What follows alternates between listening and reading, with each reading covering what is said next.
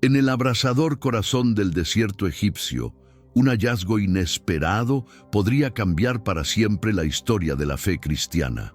Detrás de una antigua losa, enterrado por siglos, un pequeño cofre escondía algo que nadie esperaba.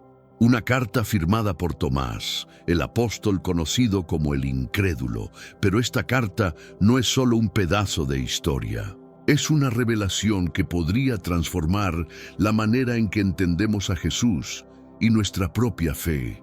¿Por qué fue ocultada durante tanto tiempo? ¿Qué secretos contiene que la Iglesia nunca quiso revelar? En los próximos minutos vas a descubrir una verdad que podría cambiar tu forma de ver la vida, la muerte y lo divino. El manuscrito, fechado alrededor del año 70 de Cristo, no es solo una carta personal, es un testimonio explosivo. Comienza con una declaración desconcertante. Vi al Maestro no con los ojos, sino con el alma, y no era como antes lo conocimos. Desde ese primer renglón, todo cambia. La narrativa tradicional de Jesús se desvanece y nace una imagen mucho más compleja, espiritual y simbólica. Tomás no relata milagros comunes. No habla de caminar sobre el agua ni de multiplicar panes. Habla de luces que descendían del cielo, de voces que surgían del viento, de enseñanzas que solo podían entenderse en estados alterados de conciencia. La carta describe encuentros que rozan lo chamánico, lo místico, lo visionario, algo que las autoridades religiosas de cualquier época habrían considerado herejía pura. El contenido es tan potente que, según registros no confirmados, ya en la Edad Media existieron grupos que conocían fragmentos de esta carta. Algunos de esos grupos fueron perseguidos y acusados de prácticas ocultistas. ¿Por qué? Porque esta carta no solo reescribe la historia de Jesús, también redefine lo que significa ser humano y tener alma. Cada párrafo parece estar cargado de una energía que incomoda y fascina al mismo tiempo. ¿Es esta la verdadera voz de Tomás? ¿Es este el mensaje que se intentó silenciar durante siglos? Prepárate, porque apenas estamos empezando a desenredar este misterio. Desde que el texto fue verificado y traducido, han surgido rumores de todo tipo.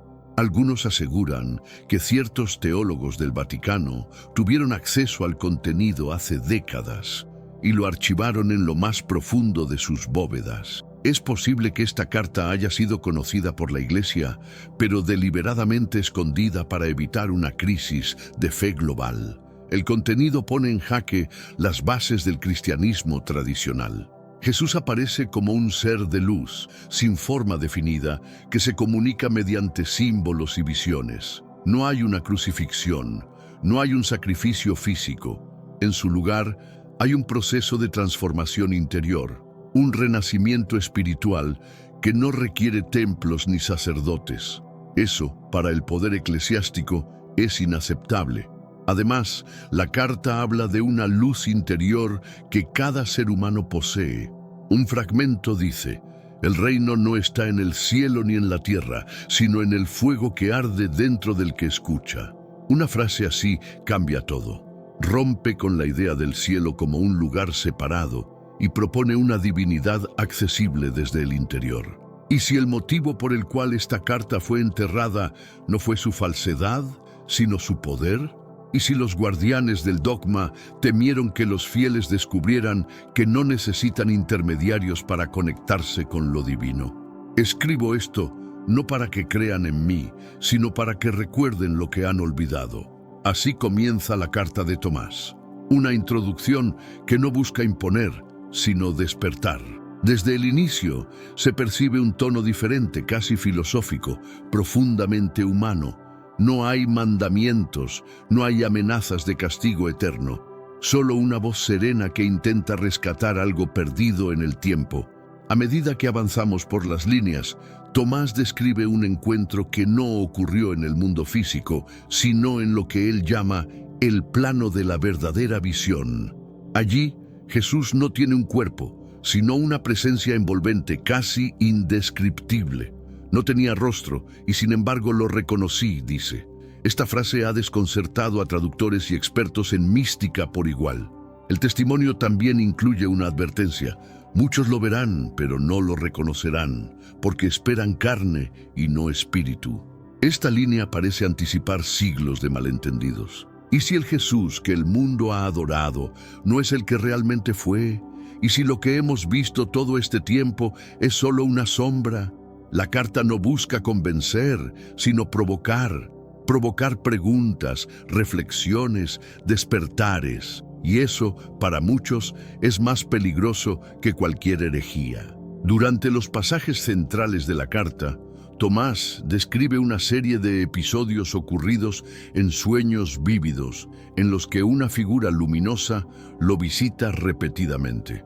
Estas visiones no eran simples imágenes oníricas, sino experiencias tan reales que afectaban su cuerpo físico al despertar: sudor, temblores, lágrimas. En este mundo actual, vemos cada vez más personas yendo en contra de los principios tradicionales, y parece que lo inmoral está cada vez más presente. Es común sentirse desorientado y sin rumbo. Sin embargo, aún existe un camino para recuperar la verdadera esencia y restablecer los principios éticos en nuestra rutina diaria. Si te sientes perdido en medio de la confusión y deseas más claridad, tenemos algo especial para ti, un recurso creado especialmente para ayudarte a comprender el significado de estos desafíos actuales y enfrentarlos con sabiduría y valentía. Este es el verdadero valor de Caminos de la Revelación, descifrando la Biblia por completo, un camino hacia la claridad y la serenidad a través de sus enseñanzas. Lo mejor de todo es que está disponible ahora, en el primer comentario fijado. No pierdas esta oportunidad de transformar tu vida y descubrir el propósito genuino de estos desafíos. Ahora volvamos al tema principal del vídeo. En esas noches, la frontera entre el sueño y la realidad se volvía indistinguible. En una de esas visiones, Tomás relata haber sido llevado a una sala de espejos infinitos, donde cada reflejo mostraba una versión distinta de Jesús. No eran ilusiones, según él, sino manifestaciones reales de una misma esencia. Esta idea de un Jesús multifacético y cambiante se distancia radicalmente del retrato único y estable de los evangelios canónicos. El relato sugiere que estas visiones ocurrían durante lo que él llama la hora más silenciosa de la noche, aquel momento en que el alma está más separada del cuerpo y puede recibir mensajes sin distorsión. Lo inquietante es que muchas de las frases que Tomás transcribe de esas visiones coinciden con textos gnósticos que fueron considerados heréticos y destruidos en siglos posteriores. Estas experiencias nocturnas no eran solo encuentros personales. Para Tomás, eran revelaciones dirigidas a la humanidad entera, mensajes urgentes que el tiempo no debía borrar. Una de las escenas más impactantes descritas en la carta ocurre cuando Tomás, en estado de vigilia, presencia una figura descendiendo del cielo, envuelta en un resplandor dorado que no emitía calor, sino una profunda paz. Según el relato, no fue una aparición rápida ni etérea, sino una presencia tangible que permaneció largo rato frente a él. La figura no hablaba con palabras, sino con pensamientos que llegaban directamente al corazón. Tomás afirma que cada pensamiento era como un río que lavaba mi mente de siglos de error. Lo más sorprendente es que en ningún momento identifica a esta figura como Jesús de forma explícita. Simplemente la llama el que es. Esto abre un debate profundo sobre la naturaleza de la entidad que lo visitó. Otros escritos gnósticos también mencionan apariciones similares, seres de luz que no encajan con las descripciones tradicionales de ángeles o santos. Algunos estudiosos incluso comparan estos relatos con testimonios modernos de experiencias cercanas a la muerte, donde figuras luminosas guían a los moribundos a través de paisajes trascendentales. Este momento marca un punto de inflexión en la carta, pues desde entonces Tomás ya no escribe como un discípulo, sino como alguien que ha sido transformado desde adentro por un encuentro que desborda toda lógica humana. Lo que más perturba del manuscrito no es lo que dice, sino cómo lo dice. El Jesús de Tomás no es el predicador de parábolas, ni el maestro rodeado de multitudes. Es un ser casi alienígena que habla en acertijos y aparece en lugares imposibles. En una de las líneas más intrigantes, Tomás escribe: «Lo vi entre las aguas, pero no se mojaba. Caminaba sin tocar el suelo y me hablaba desde dentro de mí». Este retrato evoca una figura más cercana a los avatares espirituales de las tradiciones orientales que al hijo del carpintero de Nazaret. No hay énfasis en lo físico, en la carne, en el sufrimiento. En cambio, hay una constante referencia al cambio de forma, a una esencia que fluye entre dimensiones. Para Tomás, Jesús no era solo un hombre divinizado, sino una conciencia sin límites. Pero antes, comparte este video con alguien a quien aprecias. Nuestra misión más grande en la tierra es difundir la palabra del Señor. ¿Sabías que muchas personas carecen de conocimientos por falta de contenido adecuado? Envíalo a ese grupo de WhatsApp o públicalo en Facebook. Estoy seguro de que no te arrepentirás. Y si te gustan videos como este, comenta abajo: «Quiero más». Así sabré si realmente lo disfrutas y definitivamente traeré contenido nuevo similar. Esa descripción rompe con siglos de teología cristiana.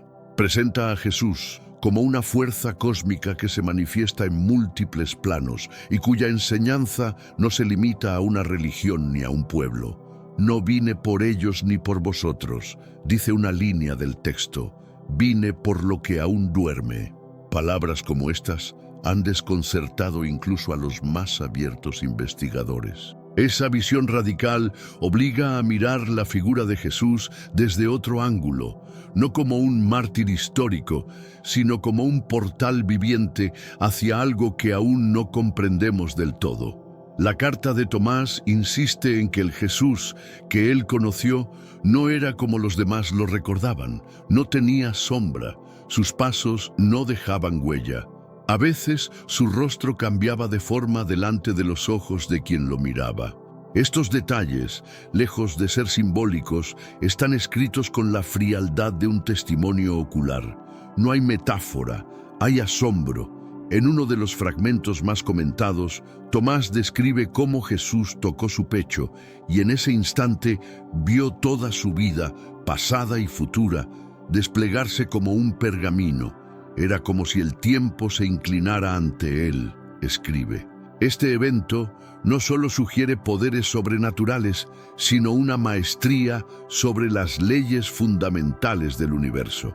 Incluso los científicos que han revisado estos textos con neutralidad se han visto obligados a reconocer que su contenido plantea preguntas filosóficas y físicas que van más allá del mito. ¿Qué significa existir fuera del tiempo? ¿Qué es una forma sin forma? Estas ideas, aunque difíciles de asimilar, aparecen repetidas veces en otros textos gnósticos y místicos del mundo antiguo. El Jesús de Tomás no puede ser contenido en las categorías tradicionales. Es una manifestación de lo inefable, un fenómeno espiritual que trasciende toda forma humana. Una de las secciones más delicadas del manuscrito presenta afirmaciones que entran en conflicto directo con los evangelios aceptados por la Iglesia. Por ejemplo, en lugar de celebrar la última cena, Tomás describe un momento íntimo en el que Jesús lo lleva a un monte aislado y le enseña un canto que abre el corazón al fuego eterno. No hay referencia al pan ni al vino, ni a un traidor entre ellos. No hay institución de sacramentos, sino la transmisión de un conocimiento vibracional casi chamánico. La idea de que la conexión divina se puede activar mediante sonidos o entonaciones no es nueva en otras culturas, pero en el contexto judeocristiano fue totalmente erradicada. También hay una ausencia notable de sufrimiento físico en la narrativa. Jesús no es presentado como un mártir, sino como un guía que asciende sin dolor. Esta visión desmantela siglos de énfasis en el sacrificio y en la redención a través del sufrimiento.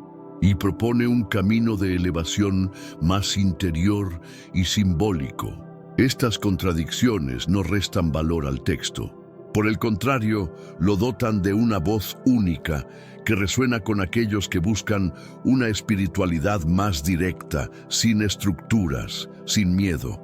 Uno de los fragmentos más inquietantes del manuscrito relata un periodo de 3 días en los que Tomás dice haber perdido completamente el sentido del tiempo. No sabía si estaba despierto o dormido, ni dónde se encontraba físicamente. Durante ese tiempo, escuchaba voces que no provenían del exterior, sino de un lugar profundo dentro de sí mismo. Eran voces antiguas, sabias, que no usaban palabras humanas. Tomás relata que, en ese estado, una presencia lo guiaba a través de salas de sombra y de fuego, espacios simbólicos que, según su interpretación, representaban los niveles del alma. En cada uno de ellos, enfrentaba visiones personales que lo confrontaban con sus propios miedos y apegos. Esta experiencia lo llevó a una especie de purificación interior. Al salir de ese trance, afirma haber sido diferente, como si una parte de su ser anterior hubiera muerto. No era una simple visión, sino una muerte simbólica seguida de un renacimiento. El Jesús que encontró después de esa experiencia ya no le hablaba como un maestro, sino como un espejo. Ya no me enseñaba, me reflejaba, escribió. Ese periodo de silencio se convirtió en el núcleo de su transformación. Fue allí donde comprendió que las respuestas que tanto buscaba no estaban en los templos ni en las escrituras, sino en el enfrentamiento directo con la oscuridad interior. Según la carta, después de la muerte de Jesús, Tomás no se quedó en Jerusalén como los otros discípulos. Fue guiado por sueños hacia un lugar que él llama el Valle del Silencio, más allá del Jordán, donde encontró una comunidad que no seguía a Jesús como un hombre, sino como un principio cósmico. Allí permaneció durante semanas, aprendiendo ritos olvidados y símbolos ancestrales. El manuscrito describe este lugar como un oasis entre montañas, rodeado por piedras con inscripciones que nadie sabía descifrar completamente. A lo largo de los siglos, algunos arqueólogos han intentado localizar este valle, pero sin éxito. Aún hoy, su existencia es materia de debate entre los investigadores. Lo más fascinante es que en ese enclave, Tomás habría recibido una iniciación secreta, no por parte de humanos, sino de entidades que él llama los vigilantes de la verdad. Estos seres no tenían forma definida y se comunicaban por medio de símbolos que aparecían directamente en la mente. Fue allí donde, según él, comprendió el verdadero propósito de su camino. Este lugar no era solo físico, sino también espiritual. Un punto de convergencia entre el mundo visible y el invisible, donde el alma podía recordar lo que había olvidado antes de nacer. La carta sugiere, de forma sutil pero firme, que Tomás fue apartado deliberadamente del círculo cercano de los apóstoles. Su insistencia en compartir experiencias que desbordaban lo racional generó incomodidad entre los demás. Mientras Pedro y Juan buscaban consolidar una doctrina clara, Tomás hablaba de visiones, de dimensiones paralelas, de enseñanzas que no podían escribirse. El conflicto no fue solo ideológico, sino espiritual. Tomás no quería fundar una iglesia ni establecer jerarquías. Veía la enseñanza de Jesús como una invitación a explorar el misterio, no a encerrarlo en reglas. Esa postura fue vista como peligrosa, especialmente en una época en la que el naciente cristianismo buscaba legitimidad frente a Roma. En varios pasajes, él expresa su dolor por ese rechazo. No hay rencor en sus palabras, pero sí una profunda tristeza. No me escucharon, porque temían que sus estructuras se derrumbaran, escribe. La figura del apóstol escéptico adquiere así una nueva dimensión, la de un visionario adelantado a su tiempo, incomprendido incluso por sus propios hermanos de fe. Este aislamiento lo llevó a emprender un camino solitario, donde el contacto con lo divino ya no dependía de la comunidad, sino de su experiencia directa con lo sagrado. En una sección central de la carta, Tomás introduce un concepto radical. El alma humana no es solo inmortal, sino infinita en su capacidad de expansión. Según él, Jesús le reveló que el universo no está fuera, sino contenido dentro del alma. Todo lo que ves, incluso las estrellas, son reflejos de lo que eres en tu esencia más pura. Esta afirmación, que resuena con enseñanzas místicas de distintas culturas antiguas, redefine completamente la relación entre el ser humano y lo divino. El alma no sería un pasajero temporal del cuerpo, sino el verdadero arquitecto de la realidad, capaz de moldear el mundo con su nivel de conciencia. Tomás no presenta esta idea como metáfora, sino como una revelación directa que recibió en una experiencia extracorporal. Describe cómo fue llevado a un espacio más allá del cielo, donde no había forma ni tiempo, solo patrones vibratorios que se entrelazaban en una danza eterna. Allí comprendió que cada alma era una chispa de esa danza primordial.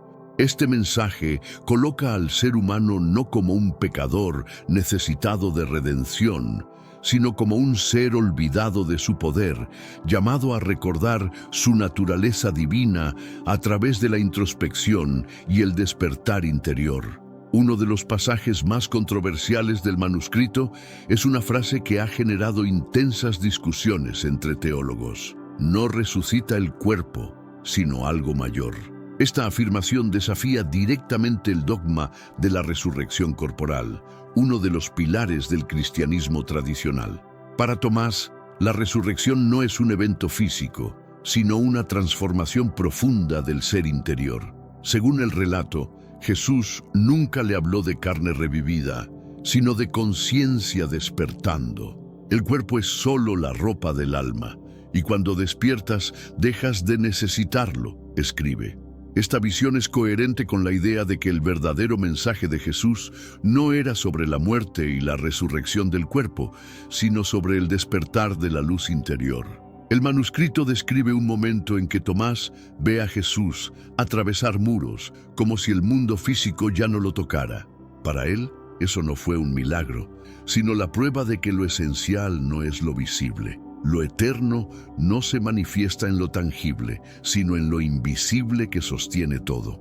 Esa frase, tan simple y tan subversiva, encapsula una de las ideas más poderosas del texto. La inmortalidad no es cuestión de carne, sino de conciencia en expansión. En una sección enigmática de la carta, Tomás describe su paso por Egipto, donde fue recibido por una comunidad que practicaba un antiguo ritual en las orillas del Nilo. Según él, no eran cristianos ni judíos, pero afirmaban haber esperado durante siglos la llegada de un hombre de fuego que traería el recuerdo del origen. Al ver a Tomás, lo reconocieron como el portador de ese mensaje. El ritual consistía en una ceremonia nocturna con fuego, cantos y símbolos dibujados en la arena. Durante este acto, cada participante debía sumergirse brevemente en el río, no para purificarse, sino para recordar el agua del principio, como lo llamaban ellos. Tomás relata que al hacerlo sintió como si su alma hubiera regresado a un lugar anterior a toda memoria humana. Los ancianos de esa comunidad le hablaron de una tradición anterior incluso al faraonismo, donde la divinidad no era adorada como un dios externo, sino como un campo de energía que atravesaba todas las cosas. Le dijeron que Jesús era uno de los pocos que había logrado dominar ese campo y que su mensaje era universal, pero malinterpretado por culturas que necesitaban ídolos físicos. Ese encuentro marcó a Tomás profundamente, no por lo exótico del ritual, sino por la coherencia entre lo que vivió en esa orilla egipcia y lo que había experimentado junto a Jesús en sus visiones más intensas. Entre las líneas más crípticas de la carta, aparecen alusiones que muchos estudiosos han interpretado como referencias a la reencarnación. Tomás escribe: Lo que no aprendes aquí, lo recordarás en otra forma, bajo otro nombre, pero siempre tú. Esta frase, aunque ambigua, sugiere una continuidad del alma más allá de una sola vida. En varios pasajes, él menciona volver a ciertos lugares sin haber estado nunca en ellos y describe sensaciones de familiaridad en tierras extranjeras. También habla de rostros que reconocí aunque nunca vi, una expresión común en textos místicos que abordan la teoría del alma eterna que migra y aprende. Estas ideas, aunque radicales para el cristianismo tradicional, estaban presentes en algunas escuelas filosóficas del mundo antiguo, como el pitagorismo o ciertas ramas del hinduismo. La posible inclusión de este concepto en un texto apostólico representa un desafío profundo a la noción de juicio único y destino eterno que predomina en la teología occidental. Tomás no establece una doctrina sobre ello, pero deja semillas suficientes como para provocar un replanteamiento de la existencia y del propósito de cada vida vivida. En uno de sus viajes, Tomás afirma haber encontrado una piedra plana, semi-enterrada en el desierto, con un símbolo que lo dejó paralizado. Era un ojo rodeado por líneas concéntricas que vibraban con la luz del sol. Según él, al tocarla, escuchó una frase dentro de sí mismo: el que ve sin ojos ha despertado. Desde entonces, ese símbolo lo acompañó en cada visión posterior. El ojo, como símbolo espiritual, aparece en múltiples culturas, desde el ojo de Horus en Egipto hasta el ojo que todo lo ve en tradiciones esotéricas occidentales. Para Tomás, este ojo no representaba vigilancia ni juicio, sino conciencia pura, una presencia que observa sin interferir, que revela sin condenar. El manuscrito incluye un dibujo rudimentario del símbolo, lo cual ha fascinado a arqueólogos y expertos en simbología. Algunos incluso han encontrado representaciones similares en antiguos templos gnósticos ocultos en Asia Menor, lo que sugiere una red de conocimiento compartido que trasciende fronteras y credos. Este símbolo no era solo una marca visual. Para Tomás, era una puerta. Una que no se abre con llaves, sino con silencio interior. La carta también detalla encuentros de Tomás con sabios egipcios que lo introdujeron en los antiguos misterios de la Casa de la Vida, una escuela espiritual precristiana donde se enseñaban técnicas de meditación, control del aliento y expansión de la conciencia. Allí aprendió que el alma no era una creación divina, sino una extensión de la divinidad misma. Uno de los conceptos que más lo impactó fue el de Ka y Ba, las dos almas del ser humano según los egipcios, una ligada al cuerpo y otra al espíritu.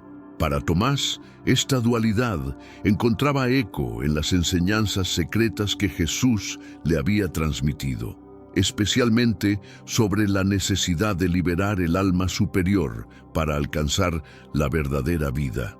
Las coincidencias entre lo que aprendió en Egipto y lo que vivió con Jesús lo llevaron a cuestionarse si su maestro no habría tenido contacto con esas sabidurías ancestrales. No como una copia, sino como un renacimiento de una verdad universal que atraviesa todas las épocas. Estas enseñanzas lo alejaron aún más de la visión doctrinal de sus compañeros apóstoles y reforzaron su convicción de que la espiritualidad auténtica no puede ser contenida en credos rígidos. Uno de los pasajes más extraordinarios del manuscrito relata un episodio en el que Tomás se encuentra con un ser de 6 alas en una caverna, en lo que él describe como una visión del mediodía.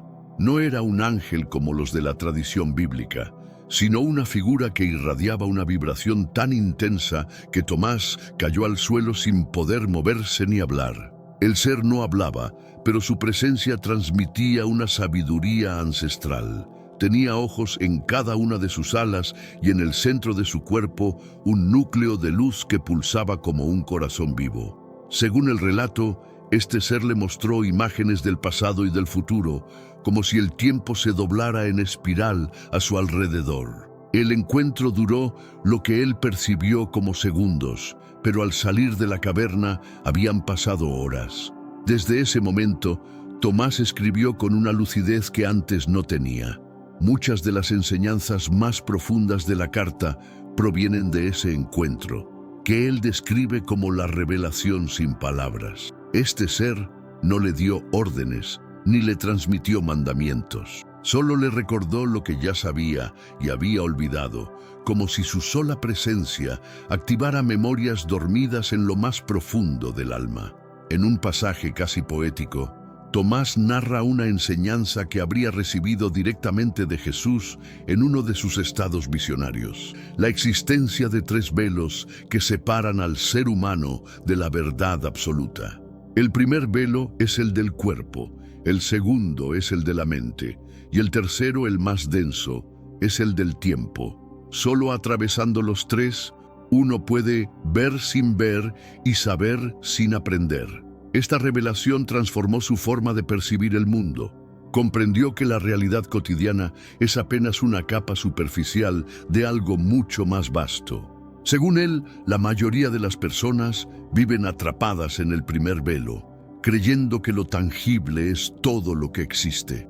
Algunos pocos alcanzan el segundo, comprendiendo los juegos de la mente, pero solo los iniciados logran cruzar el tercero. El tercer velo, el del tiempo, fue el más difícil de comprender para Tomás. Describe cómo, al superarlo, se encontró consigo mismo en distintas edades, como si todas sus versiones coexistieran simultáneamente. Yo fui, yo soy, yo seré, al mismo tiempo, escribe. Esta experiencia cambió por completo su visión sobre la muerte, la identidad y la eternidad. La enseñanza de los 3 velos se convirtió en una clave central en su búsqueda, y muchas de las frases más impactantes de la carta están codificadas con esta estructura de triple capa. En una parte de la carta, Tomás describe a una figura femenina que acompañaba a Jesús en algunas de sus apariciones. No era María, la madre, ni María Magdalena, al menos no con esos nombres. Él simplemente la llama la que ilumina. Su presencia era constante pero silenciosa, y según Tomás, su sabiduría era incluso más profunda que la de los otros discípulos. Esta mujer no hablaba en público, pero en los momentos de enseñanza privada, era ella quien formulaba las preguntas más difíciles. Tomás dice haber aprendido tanto de sus palabras como de su sola mirada, que lo atravesaba como una verdad sin forma. Su rol era tan central que, en una visión, la vio sentada a la derecha de la luz como una manifestación del principio femenino del universo.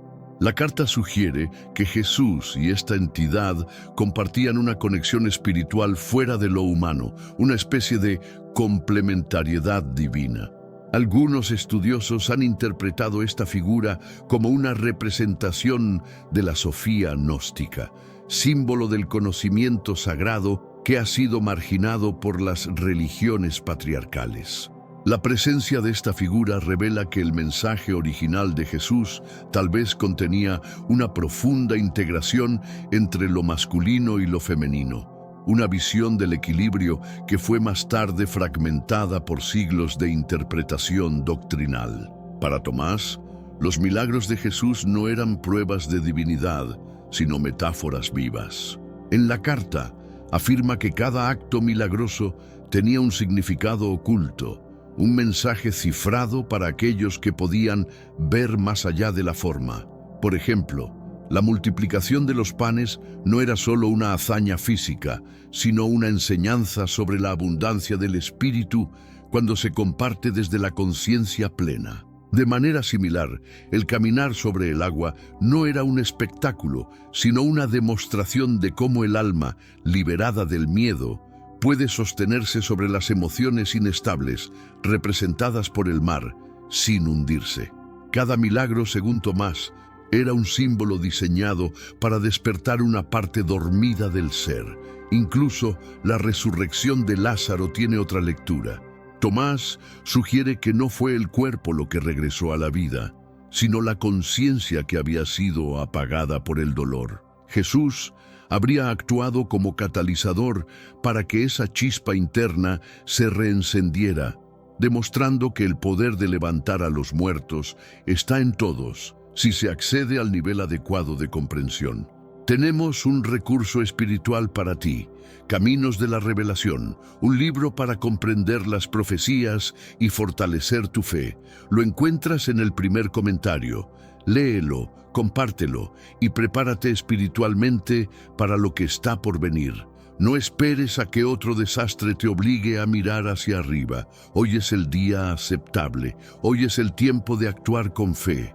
Fortalécete en la palabra, profundiza en la oración y rodea tu vida de personas que también estén buscando a Dios de todo corazón. Los milagros no eran actos externos para asombrar multitudes, sino llaves simbólicas que abrían puertas internas hacia dimensiones más elevadas de la realidad. Uno de los descubrimientos más sorprendentes al analizar el manuscrito es la presencia de lo que parece ser un mapa simbólico oculto entre sus líneas. No es un mapa geográfico tradicional, sino una estructura codificada compuesta por palabras recurrentes, secuencias numéricas y símbolos que, al cruzarse, forman una especie de guía espiritual. Expertos en lingüística y cifrado han detectado que ciertas frases se repiten a intervalos exactos y que algunas palabras contienen variaciones intencionadas que podrían marcar coordenadas espirituales o etapas de un proceso iniciático. Es como si Tomás hubiera diseñado la carta no solo como relato, sino como instrumento de navegación interior. Algunos investigadores lo comparan con antiguos grimorios o diagramas místicos, donde cada símbolo no representa un lugar físico, sino un estado de conciencia. Según esta teoría, quien logre interpretar el mapa completo accedería a una comprensión trascendental de la existencia, más allá del lenguaje común. Este hallazgo ha abierto nuevas líneas de estudio y ha atraído a buscadores de todo el mundo, convencidos de que la carta no es solo un mensaje, sino también un artefacto codificado para despertar al lector en múltiples niveles. En la parte final del manuscrito, Tomás transmite un mensaje que habría recibido durante una de sus visiones más intensas. Es una advertencia sobre el futuro de la humanidad, no en términos apocalípticos, sino como una bifurcación inevitable entre el despertar y el olvido. Llegará el día en que los hombres tendrán todo el conocimiento en sus manos, pero olvidarán cómo usarlo. Esta frase ha sido interpretada como una sorprendente anticipación de la era digital, donde la información abunda, pero la sabiduría escasea. Tomás no predice castigos ni catástrofes, sino una desconexión progresiva del alma con su origen, causada por el exceso de ruido mental y el olvido del silencio interior. A través de metáforas y símbolos, advierte sobre una humanidad que, si no retoma el camino del recuerdo espiritual, se convertirá en una sombra de sí misma, no por maldad, sino por distracción. Por la incapacidad de distinguir entre lo esencial y lo superficial. Su mensaje final no es de desesperanza, sino de urgencia, un llamado a recuperar el fuego interior antes de que se extinga en medio de tanta luz artificial. Según un fragmento sorprendente de la carta, Tomás menciona una enseñanza que vi resguardada en los techos del mundo, donde la nieve toca el cielo. Esta frase ha sido asociada por algunos investigadores con la región del Himalaya, donde ciertas tradiciones esotéricas afirman que antiguos sabios cristianos transmitieron saberes ocultos siglos antes de que el cristianismo llegara a Europa.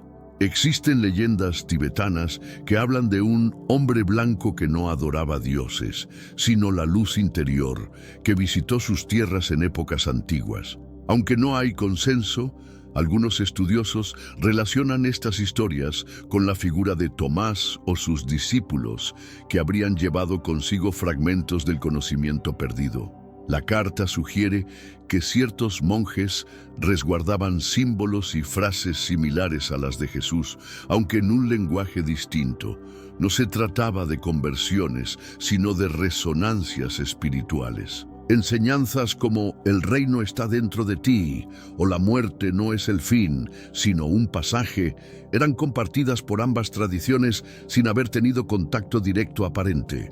Estas coincidencias refuerzan la idea de que existió una red de sabiduría ancestral que trascendía fronteras geográficas e identitarias, y que algunos pocos guardianes, como los monjes del Himalaya, mantuvieron viva a pesar del paso do tempo.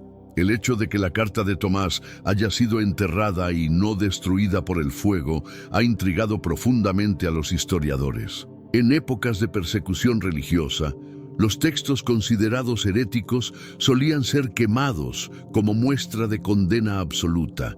Sin embargo, este manuscrito fue cuidadosamente ocultado bajo tierra, envuelto en lino y sellado en un cofre, como si alguien quisiera protegerlo del olvido. Esta acción sugiere que quien lo enterró no lo consideraba falso, sino peligroso, demasiado revelador. Es posible que se tratara de un discípulo cercano o de un guardián de manuscritos que comprendía el valor espiritual de la carta, aunque temía las consecuencias de su difusión. El lugar donde fue hallada, cercano a Nag Hammadi, ya era conocido por haber sido un depósito secreto de textos gnósticos. Algunos teóricos sostienen que existió una red clandestina encargada de preservar documentos que amenazaban el control ideológico de las autoridades religiosas de la época. El enterramiento fue, en este caso, un acto de resistencia y amor. Una forma de asegurar que algún día la verdad contenida en esas palabras volviera a ver la luz. En los siglos posteriores a la muerte de Jesús, la naciente iglesia cristiana se vio obligada a estructurarse para sobrevivir frente al Imperio Romano y otras religiones en conflicto. En este contexto, las ideas de Tomás, presentadas en su carta, eran consideradas demasiado radicales, incluso peligrosas para la unidad del mensaje. Sus visiones eran incomprensibles para quienes buscaban claridad y jerarquía. Mientras los concilios definían dogmas y canonizaban textos, Tomás hablaba de realidades múltiples, resurrección espiritual y caminos personales hacia lo divino. Su enfoque desafiaba el concepto de una única verdad universal, y eso despertaba temor entre los líderes eclesiásticos. La reacción fue tajante. Se le negó lugar en los textos oficiales y sus enseñanzas fueron condenadas como heréticas. Los seguidores de su línea espiritual fueron perseguidos, acusados de ocultismo y desterrados. A lo largo de los siglos, su nombre fue reducido a una nota al pie de página, una figura escéptica y secundaria. Sin embargo, su carta sobrevivió, y con ella, una versión alternativa de los hechos que nunca dejó de latir en las sombras. Durante los siglos oscuros de la Edad Media, documentos considerados peligrosos muchas veces caían en manos de personas que los usaban con fines distorsionados. Según algunos registros no oficiales, la carta de Tomás habría sido recuperada por miembros de una orden secreta que la interpretaron de manera literal y la convirtieron en la base de rituales desviados. Estos grupos creían que podían alcanzar poderes divinos imitando las experiencias descritas por Tomás, sin comprender su dimensión simbólica. Reproducían ritos, buscaban estados alterados de conciencia forzadamente y manipulaban símbolos como si fueran fórmulas mágicas. La esencia espiritual de la carta fue así secuestrada por el afán de poder. Esta mala interpretación llevó a que la carta fuera nuevamente escondida, esta vez por manos más conscientes de su peligro en contextos errados. Algunos fragmentos fueron copiados y circularon en códices oscuros, mientras que el original volvió a desaparecer por siglos. Este episodio es un recordatorio de cómo incluso la sabiduría más elevada puede ser mal usada si se separa de la humildad, la contemplación y el respeto por su verdadero propósito. La historia del manuscrito da un nuevo giro cuando se descubren vínculos con una sociedad secreta medieval que operaba entre Europa y el Medio Oriente. Esta orden, que algunos identifican como predecesora de los Rosacruces, habría recuperado partes de la carta y construido a su alrededor una doctrina oculta transmitida solo a unos pocos iniciados. Estos guardianes no buscaban el poder externo, sino preservar un conocimiento que consideraban demasiado sagrado para ser revelado al público general. Sus escritos, ahora dispersos en bibliotecas privadas, contienen referencias casi idénticas a las frases clave del manuscrito original de Tomás. Durante la Inquisición, muchos de sus miembros fueron perseguidos y ejecutados, no por herejía abierta, sino por blasfemias místicas, acusaciones difíciles de probar, pero temidas por el poder eclesiástico. A pesar de esto, algunos documentos sobrevivieron en criptas, cuevas y manuscritos cifrados. La conexión entre esta sociedad secreta y la Carta de Tomás demuestra cómo ciertos conocimientos han circulado por caminos subterráneos, resistiendo siglos de represión, esperando el momento adecuado para ser comprendidos en su plenitud. Tras el hallazgo del manuscrito, un grupo internacional de expertos en papirología, lingüística y física de materiales fue convocado para analizar su autenticidad. El papiro fue sometido a pruebas de carbono 14 y la tinta a espectrometría de masas. Los resultados fueron desconcertantes. Todo indicaba que el documento databa del siglo I, coincidiendo con la época de los primeros escritos cristianos. El estilo de escritura, la gramática utilizada y las referencias culturales presentes en el texto coincidían con otras fuentes apócrifas ya conocidas, pero su contenido era mucho más audaz. Algunos académicos, acostumbrados a estudiar textos históricos con distancia crítica, se vieron emocionalmente afectados por la lectura del manuscrito. Lo más curioso fue que ciertas frases parecían tener un efecto casi hipnótico al ser leídas en voz alta, como si estuvieran escritas con una cadencia específica para resonar con la mente humana en un nivel más profundo. Esto llevó a neurocientíficos a investigar los posibles efectos cognitivos de los patrones lingüísticos del texto. Aunque el debate sobre su autenticidad doctrinal sigue abierto, no hay duda entre los científicos. El manuscrito es real, antiguo y extraordinariamente bien conservado. Al comparar la Carta de Tomás con los textos descubiertos en Nag Hammadi en 1945, los expertos notaron paralelismos sorprendentes. El estilo de redacción, el uso de metáforas místicas y la estructura revelatoria recuerdan a los evangelios gnósticos, especialmente al Evangelio de Tomás y el de Felipe. Pero este nuevo manuscrito presenta un nivel de profundidad aún mayor. Ambos conjuntos de textos comparten una visión del Cristo interior, una figura no adorada desde fuera, sino despertada desde dentro. El énfasis en el conocimiento directo, la gnosis, como camino hacia la divinidad, es un tema recurrente en los documentos de Nag Hammadi y aparece aquí con una claridad sin precedentes. Además, ciertas expresiones y frases se repiten casi literalmente entre los textos, lo que sugiere una fuente común o una tradición oral compartida. Pero mientras los evangelios gnósticos parecen redactados para una comunidad, esta carta fue escrita para el alma individual, como si hablara directamente al lector en un susurro eterno.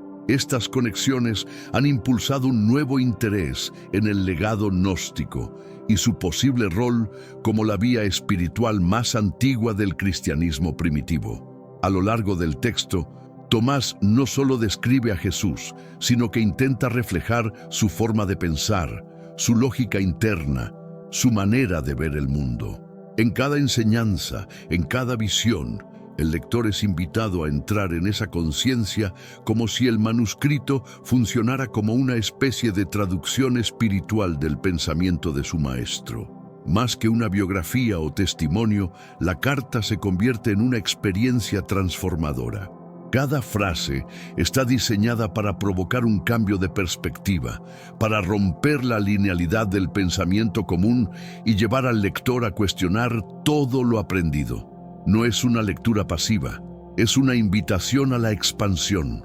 Lo que Tomás vivió, lo que sintió, lo que vio en los planos invisibles, lo plasma con la intención de compartir no información, sino un estado mental, como si quisiera que el lector no entendiera a Jesús, sino que lo percibiera desde dentro, como una extensión de su propia conciencia.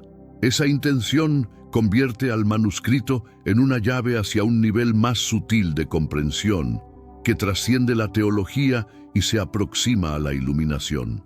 Aceptar la visión de Jesús presentada por Tomás no implicaría solo una revisión histórica, sino una transformación radical de los fundamentos espirituales y sociales de Occidente. La imagen de un maestro que guía desde dentro, que no necesita templos ni dogmas, obligaría a replantear el rol de las instituciones religiosas, la moral impuesta y la relación del ser humano con lo divino.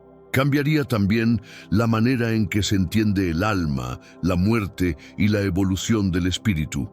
El énfasis dejaría de estar en la obediencia y el arrepentimiento y pasaría a centrarse en el despertar interior, en el autoconocimiento y en la conexión directa con lo eterno. Las estructuras de poder que han dependido durante siglos de una interpretación única y excluyente de la espiritualidad verían amenazada su legitimidad. Pero al mismo tiempo, millones de personas podrían acceder a una espiritualidad más libre, profunda y consciente.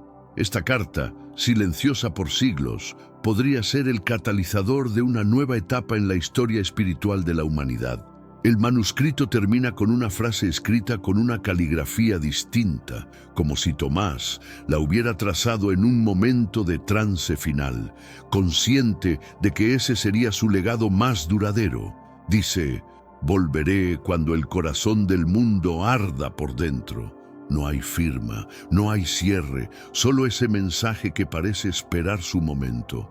Esta frase ha sido interpretada de muchas formas. Algunos creen que es una referencia a una futura encarnación, otros que habla de un despertar colectivo que aún no ha ocurrido. Pero todos coinciden en que no se trata de una despedida, sino de un puente tendido hacia el futuro. El tono del final no es trágico ni nostálgico, sino sereno y seguro.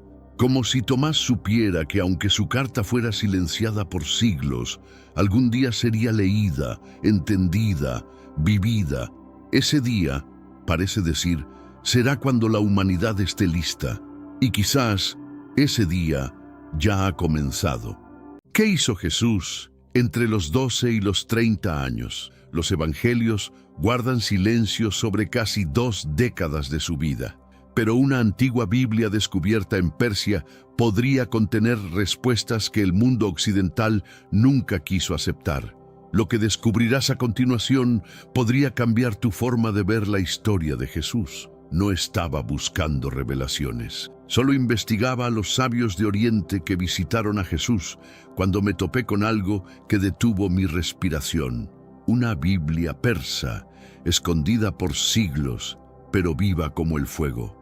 Allí, Jesús no era solo el Hijo de Dios, era el viajero, el maestro de las naciones, el que caminaba entre imperios olvidados, enseñando la compasión, la justicia y la verdad eterna.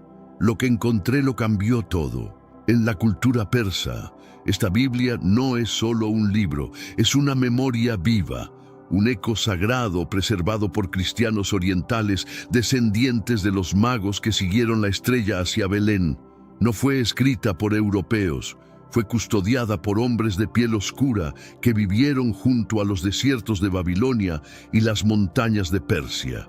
Su visión de Jesús no cabe en vitrales góticos y por eso fue ignorada, porque no muestra a un Cristo dócil y decorativo, sino a uno poderoso, justo y universal, a un Jesús que incomoda a los reinos y consuela a los quebrantados. En Persia, el cristianismo echó raíces junto a sabidurías milenarias. Allí, el nombre de Jesús se pronunciaba con poesía, se susurraba en oración y se defendía con sangre. Mientras Roma organizaba concilios y cerraba el canon, los cristianos del Oriente vivían su fe entre el fuego de los zoroastrianos y la sombra del Imperio Parto. No se desviaron. Preservaron a Cristo en himnos, manuscritos y memorias.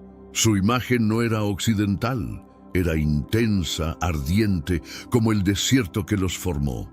¿Qué pasó con Jesús entre su niñez y su ministerio?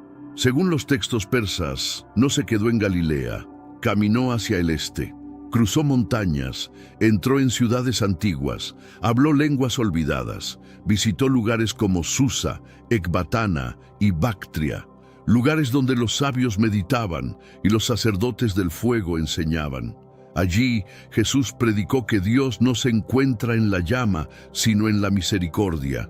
No estaba perdido, estaba en misión. Su voz cruzaba fronteras antes de que el Evangelio llegara a Roma. El Evangelio de Lucas nos muestra a Jesús a los 12 años en el templo. Luego, silencio, hasta que, de pronto, aparece a los 30 comenzando su ministerio. ¿Qué ocurrió en esos 18 años?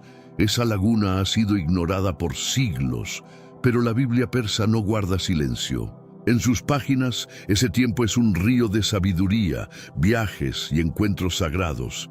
No fueron años vacíos, fueron años de enseñanza, años en que Jesús habló con sabios, caminó con mercaderes y sembró semillas en tierras que el cristianismo occidental aún no comprende. Lucas 2:42 nos muestra a Jesús deslumbrando a los sabios en el templo, pero en Lucas 3:23, de repente ya tiene 30 años. ¿Por qué el evangelio más detallado omite casi 2 décadas de su vida? Pero antes, comparte este video con alguien a quien aprecias.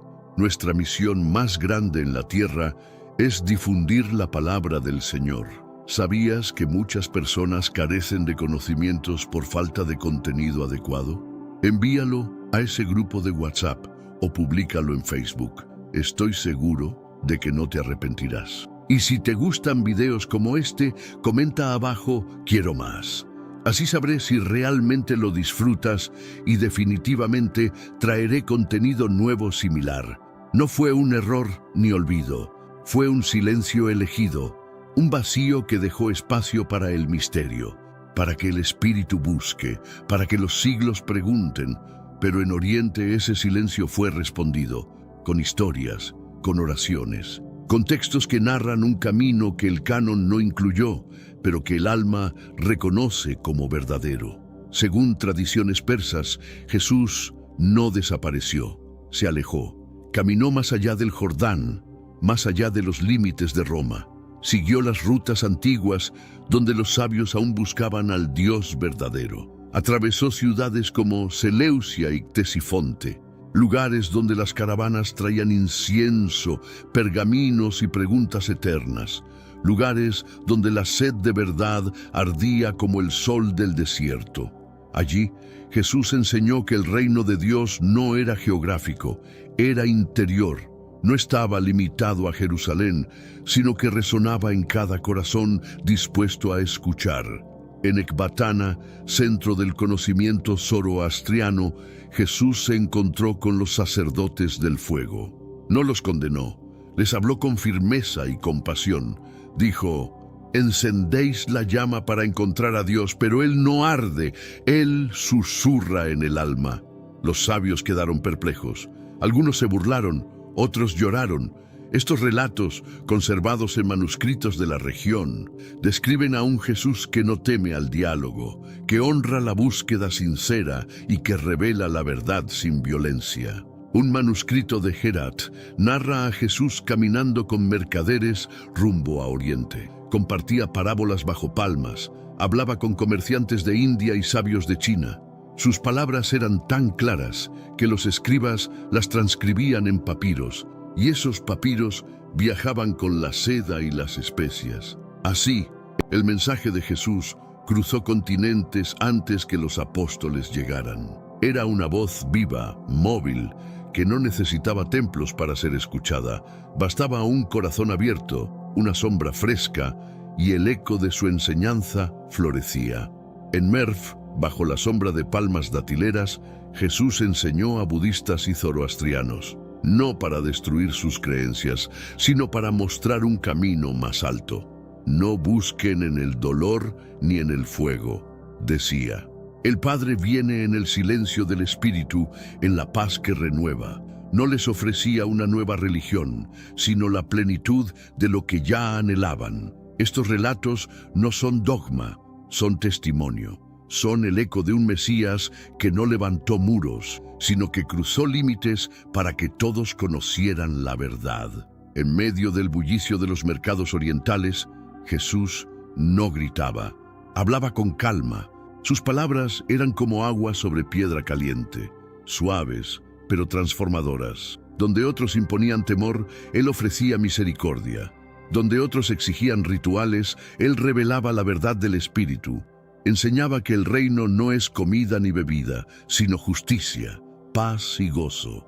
Y así, en silencio, el Maestro del Amor cruzó culturas, no como invasor, sino como sembrador, plantando esperanza donde solo había vacío religioso. Tradiciones orales hablan de un hombre llamado Isa, que caminó por los valles de Cachemira, que se sentó con sabios, que sanó enfermos, que predicó vida eterna.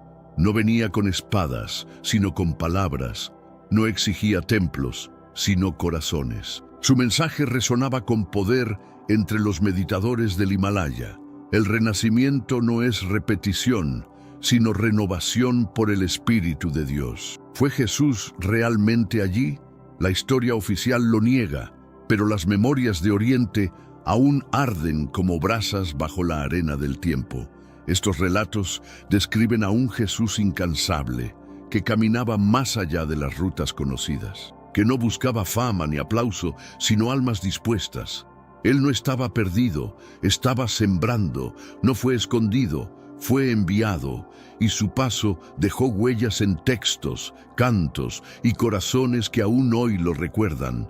No era un profeta local, era la palabra eterna en movimiento, el verbo que cruzaba culturas y abría puertas donde antes solo había muros. En las regiones de Asia Central, el nombre Isa todavía vive en leyendas.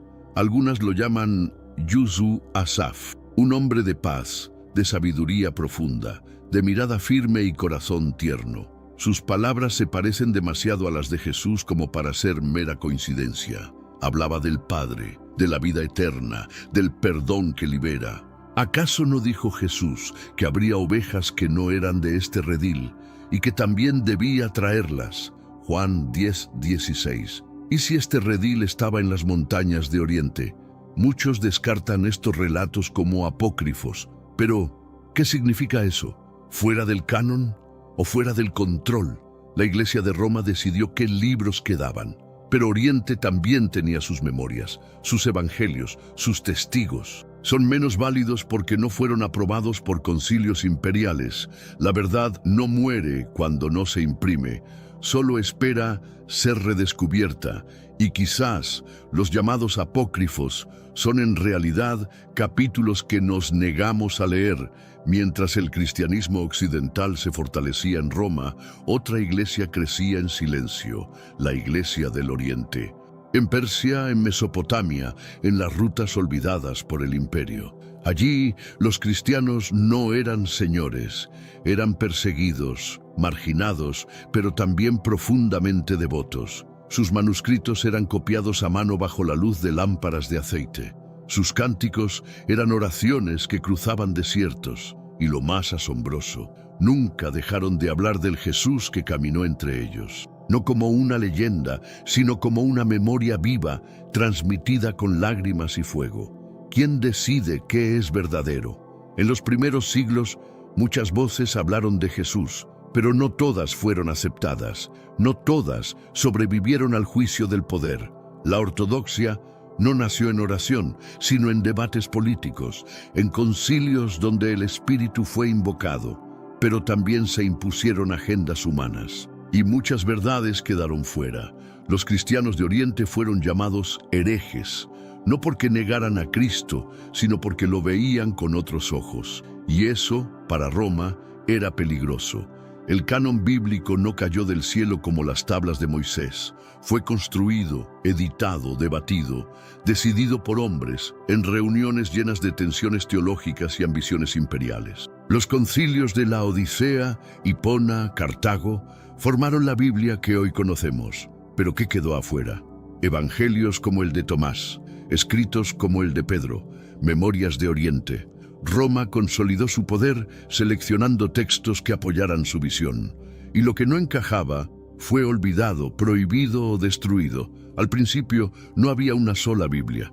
Cada comunidad tenía sus textos. Algunos usaban el Evangelio de Mateo, otros el de Tomás. Algunos leían a Pablo, otros preferían el pastor de Hermas. Fue solo con el tiempo y bajo la presión de combatir herejías que se empezó a cerrar el canon.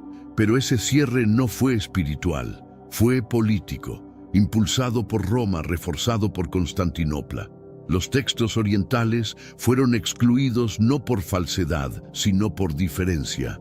Y la diferencia era vista como amenaza. Así se construyó un canón y se cerraron muchas puertas. No todos los libros fueron destruidos. Algunos fueron escondidos, enterrados en cuevas, guardados en monasterios, ocultos en vasijas bajo tierra.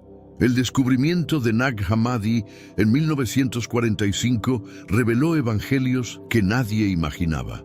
¿Cuántos más existen aún por descubrir? ¿Cuántos fueron ignorados por siglos simplemente porque no eran convenientes?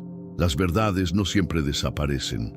A veces solo esperan al corazón que se atreve a buscarlas sin miedo. Porque Dios no se esconde de los que lo buscan en espíritu y verdad. Para la Iglesia occidental, las enseñanzas orientales eran incómodas. No porque negaran a Jesús, sino porque lo revelaban fuera del control imperial. Y eso tenía un precio.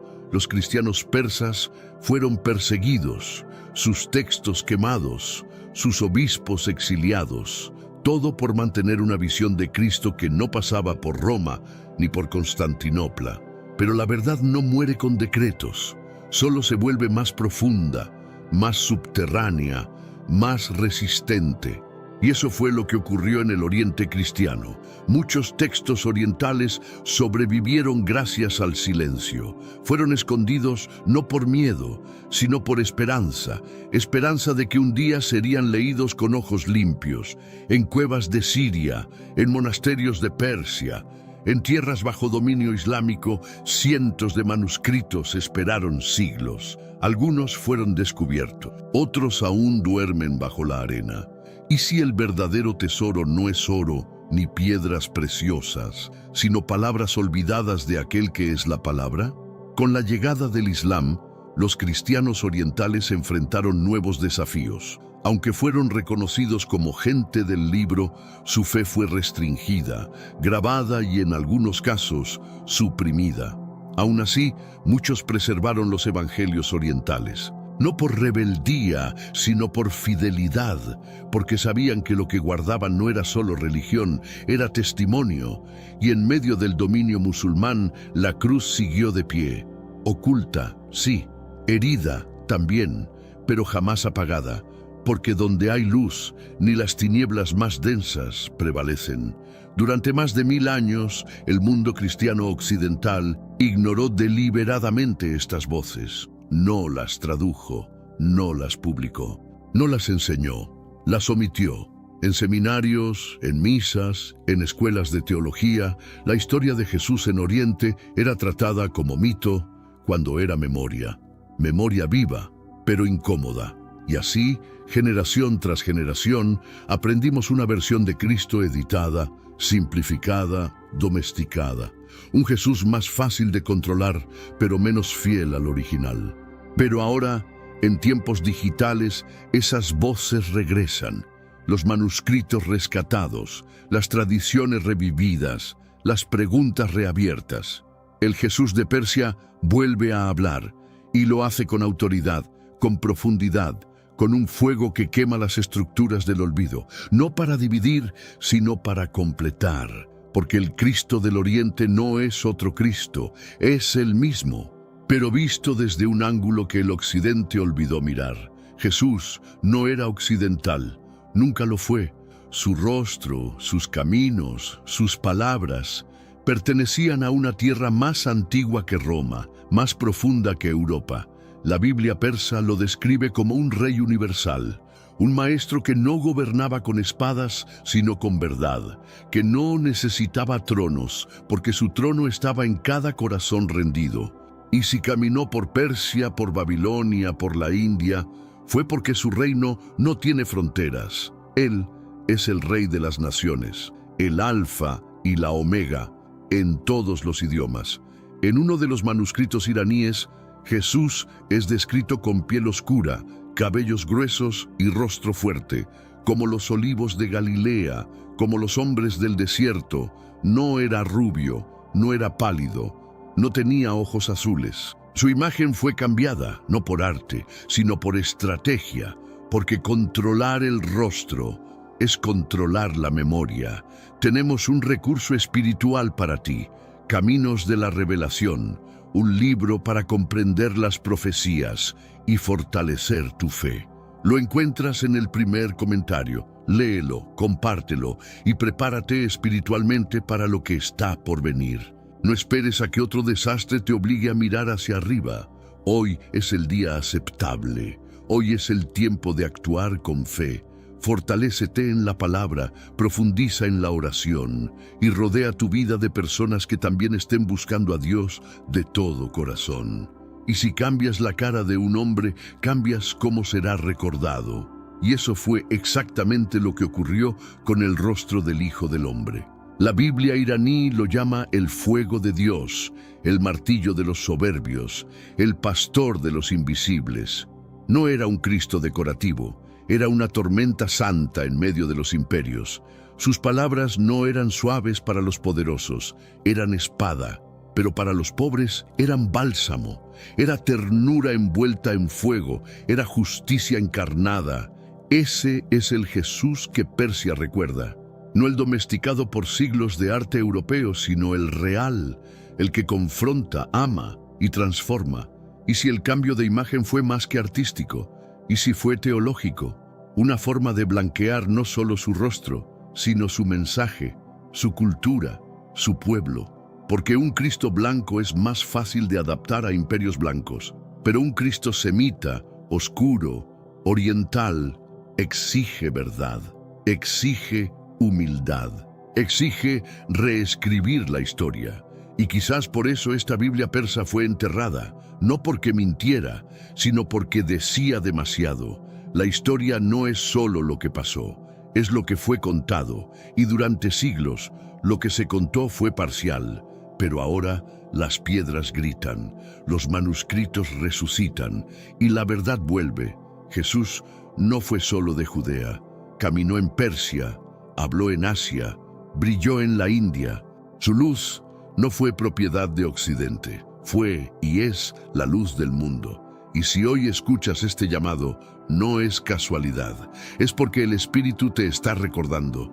La verdad nunca muere, solo espera a quien se atreve a buscarla.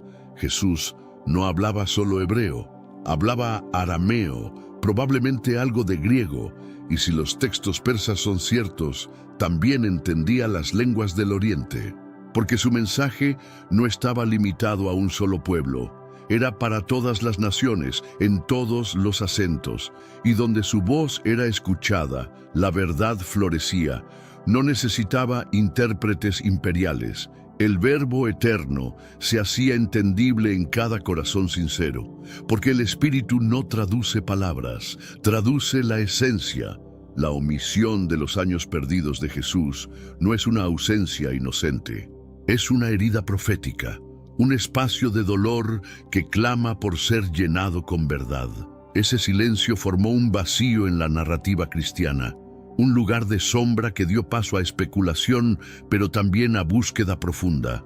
Y ahora, en este tiempo de revelaciones, ese espacio comienza a llenarse con memorias milenarias. no para alterar el Evangelio, sino para completarlo. La Biblia persa no compite con el canon, lo complementa, trae colores que fueron borrados, ecos que fueron silenciados, rostros que fueron olvidados.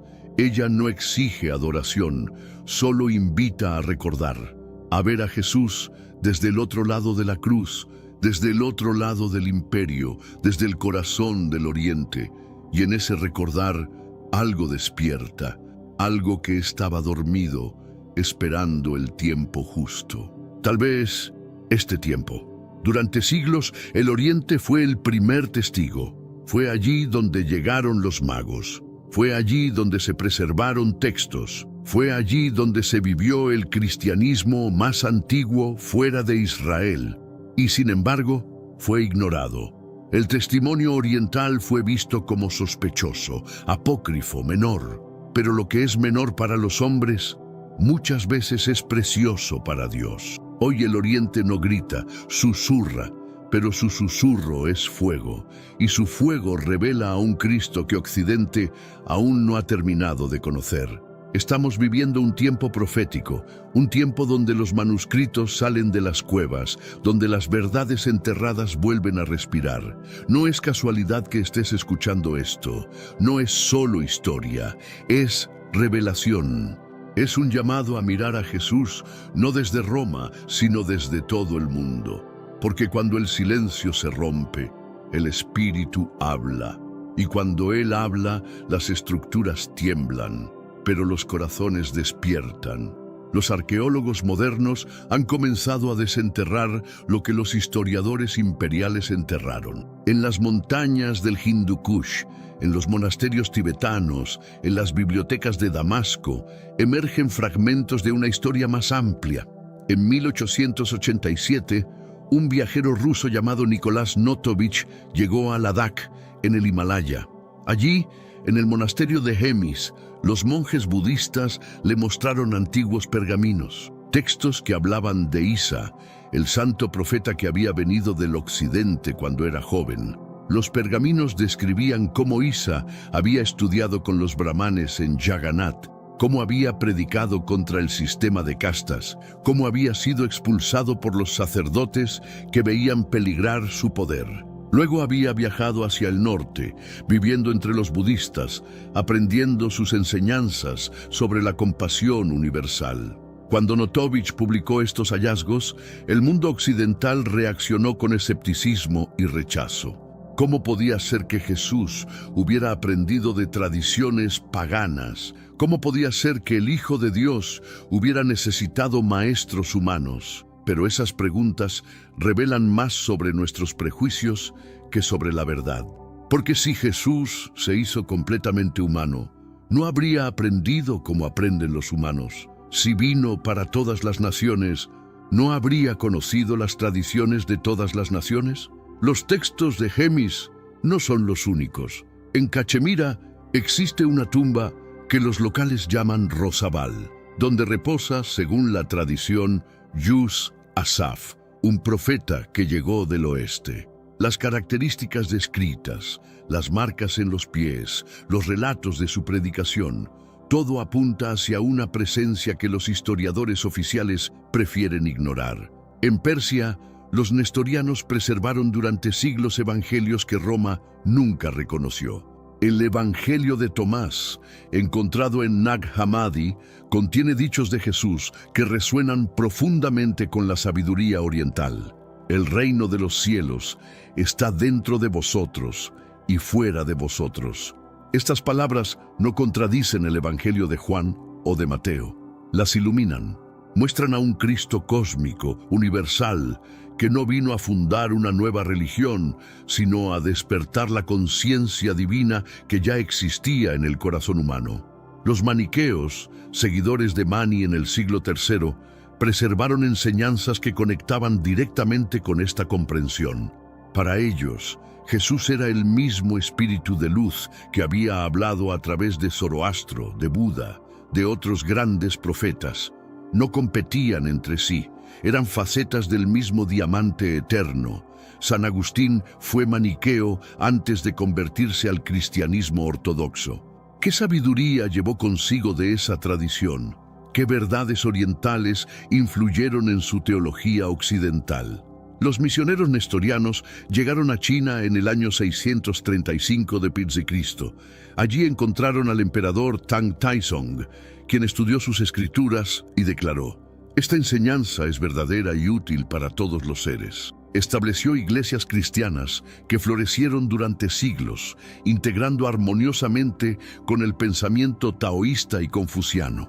La estela de Xi'an, descubierta en 1625, narra esta historia con palabras que suenan más a poesía mística oriental que a doctrina occidental. El espíritu luminoso, sin sonido y sin forma, con poder y energía, creó todas las cosas. ¿Por qué estas voces fueron silenciadas? ¿Por qué Roma decidió que solo había una manera correcta de entender a Cristo? Tal vez porque un Cristo universal, que había aprendido de todas las tradiciones, amenazaba el monopolio espiritual del imperio. Un Jesús que había conversado con yogis, que había meditado con monjes budistas, que había debatido con zoroastrianos, era demasiado grande para caber en las estructuras de poder terrenales. Pero la verdad es como el agua, siempre encuentra una manera de fluir. Y en este tiempo, cuando los antiguos manuscritos emergen de las arenas del desierto, cuando los monasterios abren sus bibliotecas secretas, cuando los arqueólogos descubren lo que los historiadores ocultaron, esa verdad comienza a brotar nuevamente. Los rollos del Mar Muerto revelaron una comunidad esenia que practicaba rituales muy similares al bautismo cristiano, siglos antes de Juan el Bautista. Sus enseñanzas sobre la luz y las tinieblas, sobre los hijos de la luz, resuenan profundamente con los escritos de Juan el Evangelista. ¿Fue casualidad?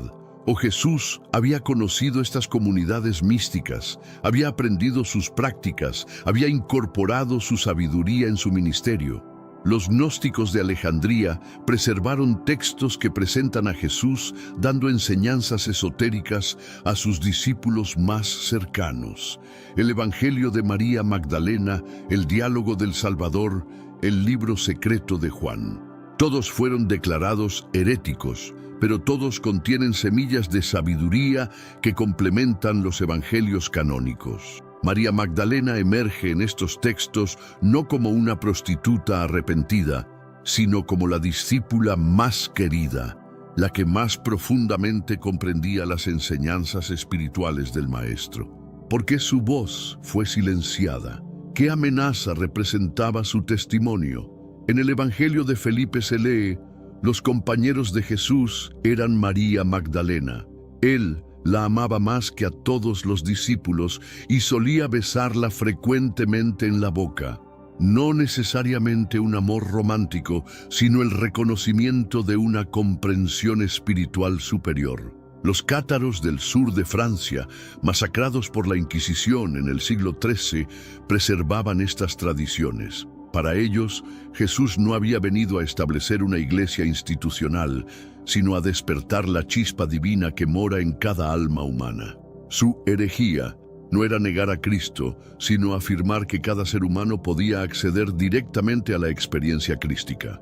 No necesitaban intermediarios sacerdotales, no necesitaban jerarquías eclesiásticas, solo necesitaban purificación interior y búsqueda sincera.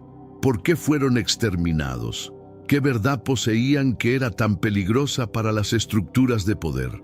Los templarios, que habían estado en Tierra Santa, que habían tenido contacto con las tradiciones místicas orientales, fueron igualmente perseguidos. Se rumora que habían encontrado algo en el templo de Salomón, algo que cambiaba completamente la comprensión convencional del cristianismo. ¿Textos? ¿Reliquias? ¿O simplemente la confirmación de que Jesús había sido mucho más universal, mucho más inclusivo, mucho más místico de lo que la ortodoxia quería admitir?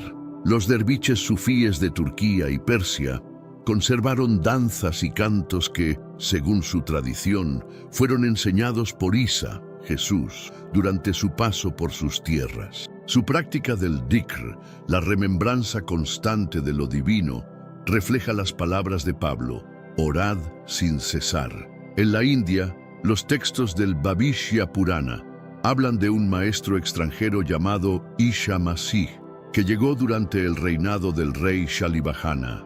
Las descripciones coinciden sorprendentemente con los relatos evangélicos, pero añaden detalles sobre su aprendizaje de las escrituras védicas. Los santos del hinduismo, como Paramahansa Yogananda, no veían contradicción alguna entre Cristo y Krishna.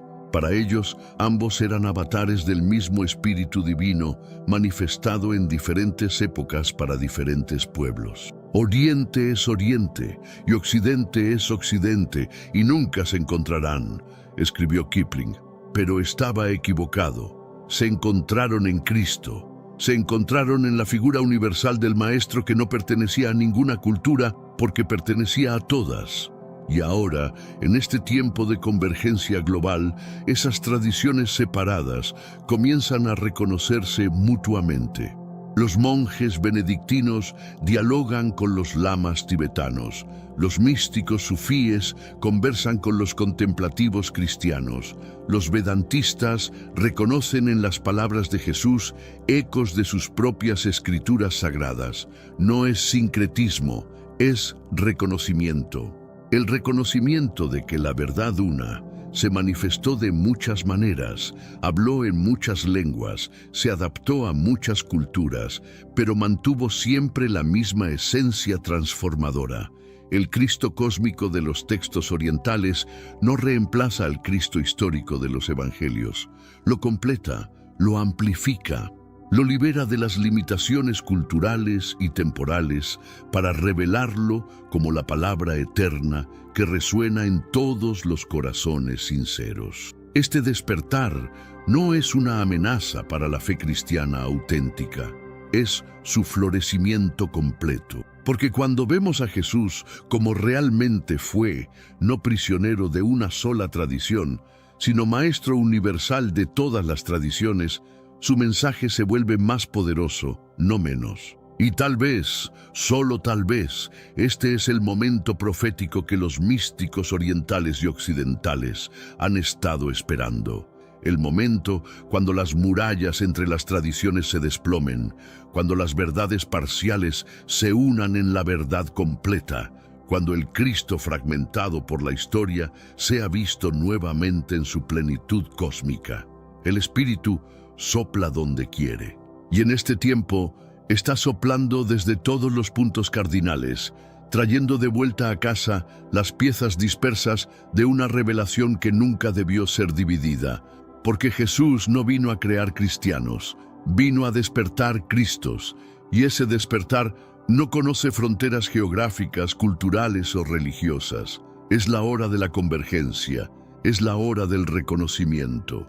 Es la hora de ver con ojos nuevos al que siempre fue, es y será la luz del mundo entero. ¿Sabías que Jesús ya existía mucho antes de nacer en Belén? Esta es una pregunta profunda que ha inquietado a teólogos durante siglos. ¿Su identidad comenzó únicamente cuando María lo dio a luz en aquel humilde establo? ¿O hay algo infinitamente más profundo en su esencia divina? Esto no es una simple curiosidad. Es una interrogante que ha dividido iglesias, ha generado debates durante milenios y ha transformado la vida de millones de personas alrededor del mundo. Quédate conmigo por unos minutos. Lo que vas a descubrir hoy no solo puede revolucionar tu comprensión de las Escrituras, sino también cambiar para siempre tu relación personal con Cristo. Imagina por un instante que pudieras viajar en el tiempo, retroceder miles de años, incluso antes de la creación del universo, y presenciar una conversación entre el Padre, el Hijo y el Espíritu Santo, un plan eterno, pensado por amor a ti. Escuchas a Jesús decir: yo iré, yo me haré humano, yo moriré por ellos. Eso no es una historia, es real, y tiene todo que ver contigo. Embárcate conmigo en esta travesía. Vamos a explorar uno de los misterios más poderosos de la fe cristiana. Y te aseguro, cada segundo que inviertas aquí valdrá la pena. Durante milenios, las mentes más brillantes de la humanidad se han formulado interrogantes fascinantes sobre el Cristo. ¿De dónde procedía exactamente? ¿Por cuánto tiempo ha mantenido su existencia? ¿Cuáles eran sus actividades específicas en la eternidad pasada? Pero aquí está la revelación que cambiará tu perspectiva. Jesús mismo proporcionó respuestas detalladas a estos enigmas. Las Sagradas Escrituras nos ofrecen indicios extraordinarios que la mayoría de los cristianos jamás han descubierto. Permíteme compartir contigo una historia que ilustra perfectamente este misterio. En el año 325 d.C., el emperador romano Constantino convocó el concilio de Nicea precisamente para resolver esta pregunta: ¿quién era realmente Jesús antes de nacer? Los debates fueron tan intensos que algunos teólogos literalmente se pelearon físicamente en el concilio. ¿Por qué? Porque entender la identidad preencarnada de Jesús determina completamente nuestra comprensión de la salvación, de Dios y de nuestro propósito eterno. Iniciemos con lo fundamental. El nombre Jesús tiene sus raíces en el término griego Yesous, que deriva del hebreo Yeshua. Pero aquí viene el detalle fascinante que la mayoría desconoce. Yeshua no es simplemente un nombre, es una declaración profética que significa Yahvé es salvación. Cada vez que alguien pronunciaba Jesús en el primer siglo, estaba declarando involuntariamente que Yahvé mismo había venido a salvar. Era una confesión teológica oculta en un nombre común. Sin embargo, aquí surge el detalle que transformará tu comprensión. La existencia de nuestro Salvador no tuvo su inicio en aquella noche estrellada de Belén. Las Escrituras nos revelan categóricamente que Él ya existía muchísimo antes de aquel momento sagrado en el pesebre. De hecho, la Biblia nos enseña que Jesús es el mismo ayer, hoy y para siempre. Hebreos 13:8. Esto significa que el Jesús que caminó por las calles de Jerusalén es exactamente el mismo que existía antes de la creación del tiempo mismo. Entonces, ¿cómo era llamado durante esa época previa a la encarnación? Aquí está la revelación extraordinaria. No se trata de un único nombre. Son tres designaciones diferentes y poderosas, cada una revelando aspectos únicos de su naturaleza divina. Pero antes, comparte este video con alguien a quien aprecias. Nuestra misión más grande en la tierra es difundir la palabra del Señor. ¿Sabías que muchas personas carecen de conocimientos por falta de contenido adecuado? Envíalo a ese grupo de WhatsApp o públicalo en Facebook. Estoy seguro de que no te arrepentirás, y si te gustan videos como este, comenta abajo, quiero más. Así sabré si realmente lo disfrutas y definitivamente traeré contenido nuevo similar. El apóstol Juan, quien había recostado su cabeza en el pecho de Jesús durante la última cena, nos revela una verdad que había contemplado durante décadas de reflexión. En el principio existía la palabra, y la palabra estaba junto a Dios, y la palabra era Dios mismo. Pero detente aquí conmigo por un momento. Juan no escogió estas palabras al azar. Cada término griego fue seleccionado meticulosamente para revelar verdades profundas sobre la identidad eterna de Jesús. Cuando Juan escribió en el principio, utilizó la palabra griega arche. Esta no se refiere simplemente a un punto de partida cronológico, sino al principio absoluto de todo lo que existe. Juan está declarando que cuando absolutamente nada existía, ni tiempo, ni espacio, ni materia, la palabra ya estaba allí. Imagínate por un momento la escena. Antes de que existiera el primer átomo, antes de que se formara la primera galaxia, antes de que el tiempo mismo comenzara a fluir, allí estaba Jesús, la palabra eterna, en perfecta comunión con el Padre. Pero ¿por qué llamarlo la palabra? ¿Por qué no utilizar otro término como el príncipe o el rey? En este mundo actual, vemos cada vez más personas yendo en contra de los principios tradicionales y parece que lo inmoral está cada vez más presente. Es común sentirse desorientado y sin rumbo. Sin embargo, aún existe un camino para recuperar la verdadera esencia y restablecer los principios éticos en nuestra rutina diaria. Si te sientes perdido en medio de la confusión y deseas más claridad, tenemos algo especial para ti, un recurso creado especialmente para ayudarte a comprender el significado de estos desafíos actuales y enfrentarlos con sabiduría y valentía. Este es el verdadero valor de Caminos de la Revelación, descifrando la Biblia por completo, un camino hacia la claridad y la serenidad a través de sus enseñanzas. Lo mejor de todo es que está disponible ahora, como un regalo, en el primer comentario fijado. No pierdas esta oportunidad de transformar tu vida y descubrir el propósito genuino de estos desafíos. Ahora volvamos al tema principal del vídeo. Aquí es donde la narrativa se vuelve absolutamente fascinante.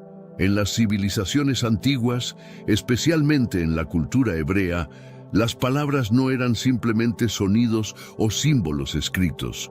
Las palabras poseían poder creativo real. Cuando Dios habló en Génesis 1, sus palabras literalmente crearon la realidad. Y dijo Dios, sea la luz, y fue la luz. No hubo esfuerzo, no hubo lucha, no hubo herramientas, simplemente la palabra, y la creación respondió instantáneamente. Jesús es llamado la palabra, porque Él es la expresión completa y perfecta de todo lo que Dios desea comunicar a la humanidad. No es una palabra entre muchas, sino la palabra definitiva, final y completa. Pero antes, comparte este video con alguien a quien aprecias. Nuestra misión más grande en la tierra es difundir la palabra del Señor. ¿Sabías que muchas personas carecen de conocimientos por falta de contenido adecuado? Envíalo a ese grupo de WhatsApp o públicalo en Facebook. Estoy seguro de que no te arrepentirás. Y si te gustan videos como este, comenta abajo quiero más. Así sabré si realmente lo disfrutas y definitivamente traeré contenido nuevo similar. Pero aquí está el detalle que revolucionará tu comprensión. El Nuevo Testamento emplea dos vocablos griegos completamente diferentes para describir la palabra de Dios, rema y logos. Rema se refiere a una palabra específica hablada en un momento particular. Por ejemplo, cuando el ángel Gabriel anunció a María que concebiría al Hijo de Dios, ella respondió, hágase conmigo conforme a tu rema. Era una palabra específica, una promesa particular para un momento específico. Pero logos trasciende completamente esta definición. Logos no representa solamente una palabra aislada, sino la razón eterna, la sabiduría suprema, el plan maestro que existía en la mente de Dios desde antes de la creación. Es la suma total de todo lo que Dios desea revelar sobre sí mismo. Los filósofos griegos habían especulado durante siglos sobre el logos como el principio racional que gobierna el universo. Pero Juan, bajo inspiración divina, declaró algo revolucionario. Ese logos que han estado buscando, ese principio eterno que da sentido a todo, no es una idea abstracta, es una persona, es Jesús. Cuando Juan escribió y el logos se hizo carne, estaba declarando que la sabiduría eterna de Dios, el plan maestro del universo, la razón misma de la existencia, se había convertido en un ser humano que caminaba entre nosotros. Ahora permíteme llevarte a uno de los momentos más dramáticos y reveladores en toda la Biblia. Estamos en el monte Horeb, también conocido como el monte Sinaí. Moisés, un pastor de ovejas de 80 años, está realizando su rutina diaria cuando algo extraordinario captura su atención. Una zarza arde con fuego brillante, pero no se consume. Moisés se acerca para investigar este fenómeno imposible y de repente escucha una voz que le dice: Moisés, Moisés, no te acerques más, quita tu calzado, porque el lugar donde estás es tierra santa. En ese momento sagrado, Dios revela su nombre más íntimo y personal. Yo soy el que soy. En hebreo, Eye Asher Eye. Este nombre revela que Dios es el ser autoexistente, eterno, inmutable. No depende de nada ni de nadie para su existencia. Avancemos ahora 1500 años en el tiempo. Jesús está en el templo de Jerusalén, rodeado de fariseos hostiles que buscan cualquier excusa para acusarlo.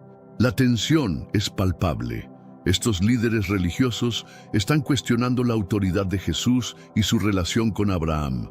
Y entonces sucede algo que cambiaría la historia para siempre. Jesús, mirando directamente a los ojos de estos líderes religiosos, pronuncia estas palabras que resuenan como un trueno en el templo. Antes que Abraham existiera, yo soy. ¿Captaste la profundidad explosiva de esta declaración? Jesús no dijo, yo era o yo existía. Dijo, yo soy, empleando exactamente el mismo nombre sagrado que Dios había revelado a Moisés en la zarza ardiente. Los fariseos inmediatamente comprendieron las implicaciones teológicas de esta declaración. No había ambigüedad, no había malentendido. Jesús estaba reclamando directamente la identidad divina. Se estaba declarando como el Dios eterno, el mismo que había liberado a Israel de Egipto. Su reacción fue instantánea y violenta. Tomaron piedras para apedrearlo inmediatamente. ¿Por qué? Porque según la ley judía, reclamar ser Dios constituía blasfemia, un delito castigado con la muerte por lapidación. Pero aquí está el detalle extraordinario. Jesús no se retractó. No dijo, esperen, malentendieron lo que quise decir. Simplemente desapareció de en medio de ellos, demostrando su poder sobrenatural. Esta no fue la única ocasión en que Jesús empleó yo soy. De hecho, a lo largo del Evangelio de Juan, Jesús pronuncia 7 declaraciones extraordinarias utilizando yo soy, cada una revelando aspectos diferentes de su identidad divina. Primera declaración, yo soy el pan de vida. Juan 6:35. En una época donde el hambre era una realidad constante, Jesús declaró ser el alimento que satisface el hambre más profunda del alma humana. No hablaba de nutrición física, sino de la necesidad espiritual que solo Él puede llenar. Miles de personas lo siguieron después de ver la multiplicación de los panes y los peces, pero Jesús les reveló que el verdadero milagro no era el alimento temporal, sino el alimento eterno que Él ofrecía. Segunda declaración, yo soy la luz del mundo. Juan 8:12. Jesús pronunció estas palabras durante la fiesta de los tabernáculos, cuando enormes candelabros iluminaban el templo durante toda la noche. En ese contexto de celebración y luz, Jesús declaró ser la luz que disipa toda oscuridad espiritual. No una luz entre muchas, sino la luz que vence toda tiniebla. Tercera declaración, yo soy la puerta de las ovejas. Juan 10:7. En los tiempos bíblicos, los pastores literalmente dormían en la entrada del redil para proteger las ovejas. Jesús se presenta como esa puerta viviente que ofrece protección total y acceso seguro a la presencia de Dios. Cuarta declaración, yo soy el buen pastor. Juan 10:11. A diferencia de los pastores asalariados que huyen cuando aparece el peligro, Jesús se declara el pastor que entrega voluntariamente su vida por sus ovejas. Esta declaración señalaba directamente hacia el sacrificio que realizaría en la cruz. Quinta declaración, yo soy la resurrección y la vida. Juan 11:25. Jesús pronunció estas palabras ante la tumba de Lázaro, momentos antes de resucitarlo. No dijo que daría vida o que conocía el camino a la vida, sino que Él es la vida misma. La vida eterna no es algo que Jesús posee, sino algo que Él es. Sexta declaración, yo soy el camino, la verdad y la vida. Juan 14:6. Esta es quizás la declaración más exclusiva en toda la Biblia. Jesús no ofreció múltiples opciones o caminos alternativos. Declaró ser el único camino posible al Padre, la única verdad absoluta y la única fuente de vida eterna. Séptima declaración. Yo soy la vid verdadera.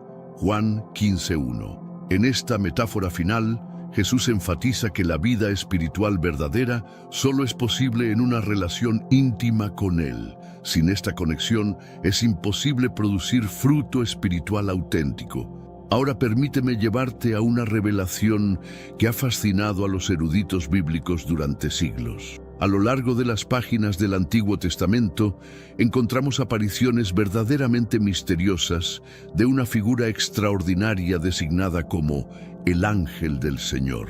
Pero aquí viene el descubrimiento que transformará tu comprensión de toda la Biblia. Este no es un ángel común y corriente. Este ángel del Señor era en realidad Jesús manifestándose antes de su encarnación, apareciendo a personajes clave siglos antes de su nacimiento en Belén. Comencemos con Génesis capítulo 16. Agar, la sierva egipcia de Sara, huye al desierto después de ser maltratada. Está desesperada, embarazada y completamente sola. En ese momento de absoluta desolación, el ángel del Señor se le aparece junto a una fuente de agua, pero observa cuidadosamente lo que sucede. Este ángel no solo transmite un mensaje de parte de Dios, sino que habla como si fuera Dios mismo. Le dice: multiplicaré tanto tu descendencia que no podrá ser contada por ser tan numerosa. Solo Dios tiene autoridad para hacer promesas sobre la multiplicación de descendencia. Este ángel está ejerciendo prerrogativas divinas, hablando con autoridad divina, haciendo promesas que solo Dios puede cumplir. En Génesis capítulo 22 encontramos una de las escenas más dramáticas de toda la Biblia. Dios ha pedido a Abraham que sacrifique a Isaac, su hijo de la promesa. Abraham, en obediencia total, construye un altar y está a punto de sacrificar a su hijo cuando el ángel del Señor interviene. Abraham, Abraham, no extiendas tu mano sobre el muchacho, ni le hagas nada, porque ya conozco que temes a Dios, por cuanto no me rehusaste tu hijo, tu único. Nuevamente, este ángel habla como si fuera Dios mismo. Dice: ya conozco que temes a Dios, por cuanto no me rehusaste tu hijo. Si fuera simplemente un mensajero angélico, habría dicho: no le rehusaste a Dios tu hijo. Pero habla en primera persona, identificándose como Dios. En Génesis capítulo 32 encontramos uno de los episodios más misteriosos de toda la Biblia. Jacob lucha toda la noche con un hombre misterioso junto al río Jaboc. Pero al amanecer, Jacob se da cuenta de que no ha luchado con un hombre común, sino con Dios mismo. Jacob declara: vi a Dios cara a cara, y fue librada mi alma, y el lugar es llamado Peniel, que significa rostro de Dios. Pero ¿cómo es posible que Jacob luchara físicamente con Dios? La respuesta es que luchó con Jesús preencarnado, quien tomó forma humana temporal para este encuentro extraordinario. Ya mencionamos este encuentro, pero consideremos más profundamente las implicaciones. En Éxodo capítulo 3, Moisés se encuentra con el ángel del Señor en la zarza ardiente. Pero observa la transición en el texto. Comienza hablando del ángel del Señor, pero inmediatamente cambia a Dios le habló desde la zarza. Este ángel del Señor se identifica como Yo soy el que soy, el nombre más sagrado de Dios. Nuevamente, encontramos evidencia de que este ángel no es un mensajero creado, sino una manifestación del Dios eterno. En Josué capítulo 5, mientras Josué se prepara para la conquista de Jericó, se encuentra con un hombre que empuña una espada. Cuando Josué pregunta si es amigo o enemigo, el hombre responde: Yo soy el príncipe del ejército de Jehová. Ahora he venido. La respuesta de Josué es reveladora. Inmediatamente se postra y lo adora. Y este príncipe del ejército acepta la adoración, algo que un ángel creado jamás haría. Además, le dice a Josué: quita el calzado de tus pies, porque el lugar donde estás es santo. Estas son exactamente las mismas palabras que Dios había dicho a Moisés en la zarza ardiente.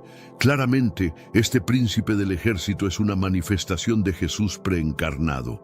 Ahora permíteme llevarte a través de una revelación que te dejará sin aliento. Cientos de años antes del nacimiento de Jesús, los profetas del Antiguo Testamento recibieron visiones extraordinarias sobre su identidad eterna y su misión redentora.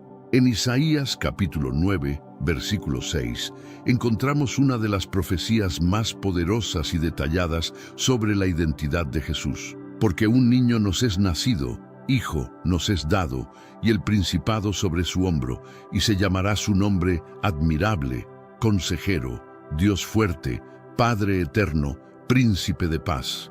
Tenemos un recurso espiritual para ti, Caminos de la Revelación, un libro para comprender las profecías y fortalecer tu fe. Lo encuentras en el primer comentario. Léelo, compártelo y prepárate espiritualmente para lo que está por venir. No esperes a que otro desastre te obligue a mirar hacia arriba. Hoy es el día aceptable, hoy es el tiempo de actuar con fe. Fortalécete en la palabra, profundiza en la oración y rodea tu vida de personas que también estén buscando a Dios de todo corazón. Detengámonos en cada título, porque cada uno revela aspectos extraordinarios de la naturaleza divina de Jesús. Admirable, en hebreo, pele, que significa milagro o maravilla. Jesús es literalmente milagroso en su esencia. Todo en él trasciende la comprensión humana normal.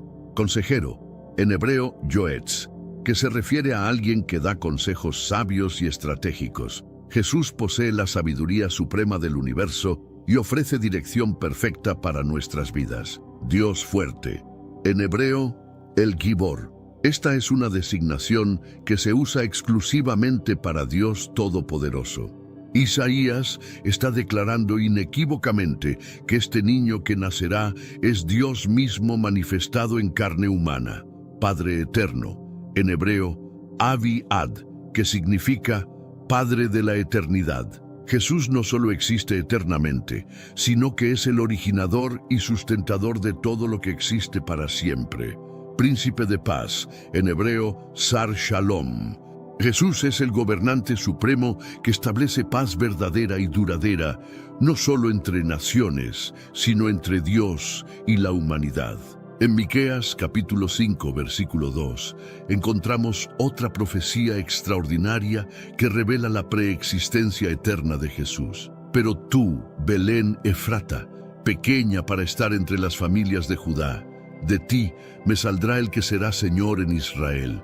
Y sus salidas son desde el principio, desde los días de la eternidad.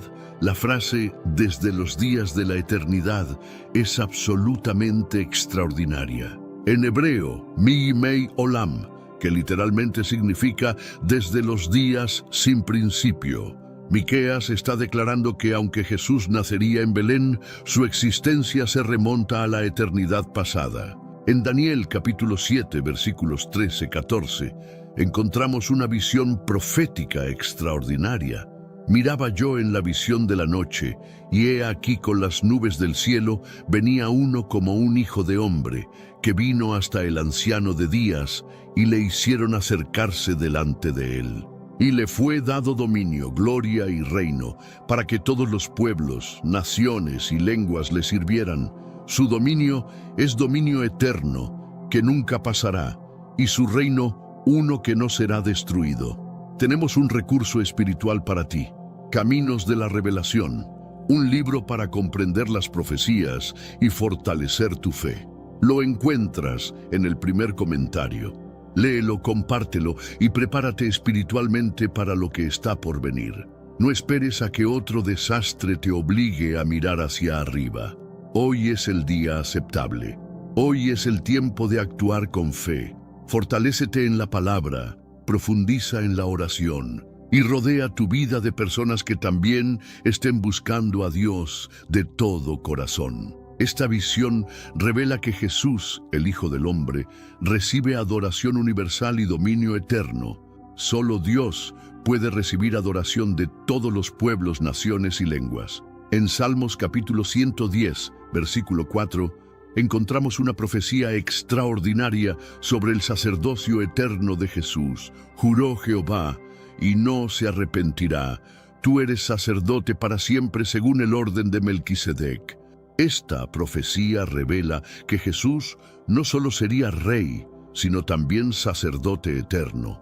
El orden de Melquisedec es superior al orden levítico porque no tiene principio ni fin, exactamente como Jesús mismo. En Zacarías capítulo 12, versículo 10, encontramos una profecía extraordinaria sobre la crucifixión. Y derramaré sobre la casa de David y sobre los moradores de Jerusalén espíritu de gracia y de oración, y mirarán a mí, a quien traspasaron, y llorarán como se llora por hijo unigénito, y se angustiarán por él como quien se angustia por el primogénito. Observa cuidadosamente. Dios dice: mirarán a mí, a quien traspasaron. Esto significa que cuando Jesús fue crucificado, fue Dios mismo quien fue traspasado. La cruz no fue simplemente el sufrimiento de un hombre bueno, sino el sufrimiento del Dios eterno. En Malaquías capítulo 3, versículo 1, encontramos una profecía sobre la venida súbita del Señor. He aquí, yo envío mi mensajero, el cual preparará el camino delante de mí, y vendrá súbitamente a su templo el Señor, a quien vosotros buscáis, y el ángel del pacto, a quien deseáis vosotros. He aquí viene, ha dicho Jehová de los ejércitos. Esta profecía revela que Jesús es llamado el Señor y el ángel del pacto. Cuando Jesús entró al templo, Dios mismo había entrado a su casa. Ahora permíteme llevarte al momento más íntimo y revelador en toda la vida terrenal de Jesús. Es la noche antes de su crucifixión. Los discípulos están confundidos y temerosos. El peso de la cruz se aproxima.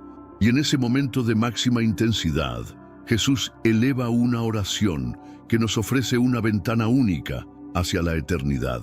Juan capítulo 17 comienza con Jesús orando por su propia glorificación, pero no de manera egoísta. Observa cuidadosamente sus palabras. Padre, la hora ha llegado, glorifica a tu Hijo, para que también tu Hijo te glorifique a ti.